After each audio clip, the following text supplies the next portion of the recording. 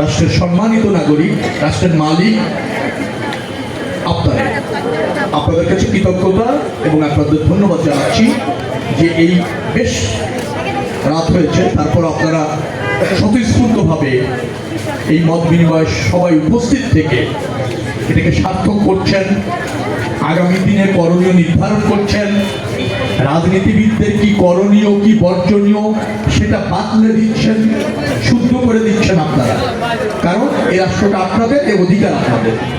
আমরা যারা রাজনীতি করি আপনাদের কাছে জবাবদিহিমূলক থাকবো, আপনাদের আকাঙ্ক্ষাগুলিকে ধারণ করব, প্রতিষ্ঠিত করব এবং আপনাদের সেবক হয়ে থাকবো। এটাই হচ্ছে আমাদের দায়িত্ব। আছে কিছুটা মাদকের বিস্তার, কিছু আছে কিশোর গ্যাং, এই অঞ্চলটাতে মনে হয় কিছু আছে একটু আধিপত্য বিস্তারে কেউ কেউ চেষ্টা করে। 22-এ খুব একটা কিশোর গ্যাংয়ের উত্তাপ বা চাঁদাবাজের উত্তাপ মানে উৎপাত আছে বলে আমার জানা নেই। 14 এগুলি আপনাদের নিত্যদিনের সমস্যা, এগুলি আমি চিহ্নিত করেছি।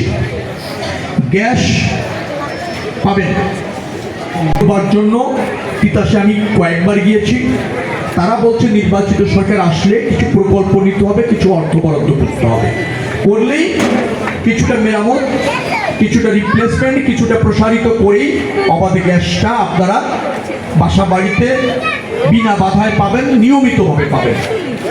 এটা আমি করে দিতে সক্ষম হব আমার দল নির্বাচিত হলে, এবং আমি যদি প্রতিনিধিত্ব করার সুযোগ পাই আপনারা এটা পাচ্ছেন ইনশাআল্লাহ। আমি এখানে এসে জানলাম এই এলাকায় মাঠের দাবি আছে এবং জায়গাও নাকি আছে।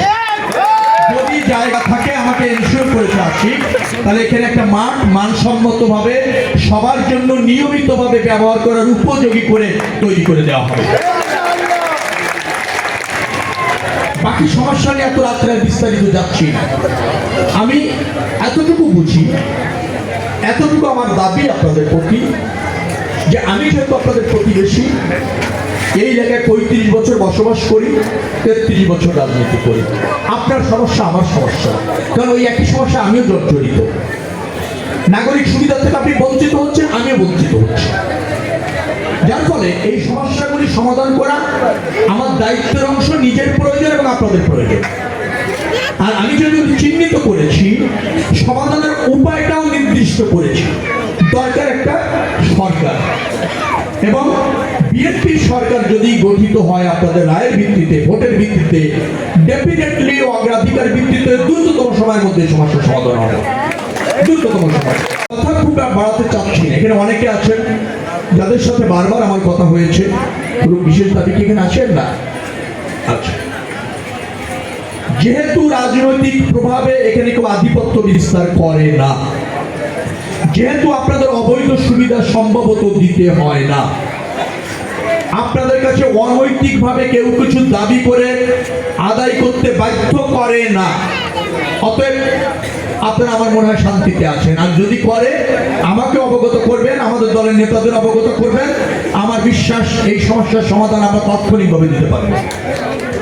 মাদক কিছুটা আছে, অনেকে বলে মাদক বিক্রি সম্পূর্ণভাবে বন্ধ করা হবে, কিন্তু তার আগে একটা কথা আছে, তাদেরকে চিহ্নিত করুন, আমাকে অবগত করুন, অথবা আপনাদের এখানে যে সমস্ত দায়িত্ব, এই অঞ্চলে যে সমস্ত প্রতিষ্ঠিত নেতারা আছে তারা একটু দায়িত্ববান হলে মাদক বিক্রি সম্ভবই না। অতএব আমার বিশ্বাস তারা দায়িত্ববান হবে, আর দায়িত্ববান না হলে আমাকে জানাবেন, সব ব্যবস্থা আমি করবো। এটা আমার দায়িত্ব। নির্বাচনের পর মাদক বিক্রি এখানে হবে না, হতে দেওয়া হবে না। কোন রকমের দুষ্কৃতিকারী এই জায়গায় প্রভাব বিস্তার করবে না, করতে দেওয়া হবে না। কিশোর গ্যাং থাকলে নিয়ন্ত্রণ তো করাই হবে, নিয়ন্ত্রণ না শাস্তির আওতায় আনা হবে। যে পরিবার সন্তান, ওই পরিবারকে শাস্তির আওতায় আনা হবে।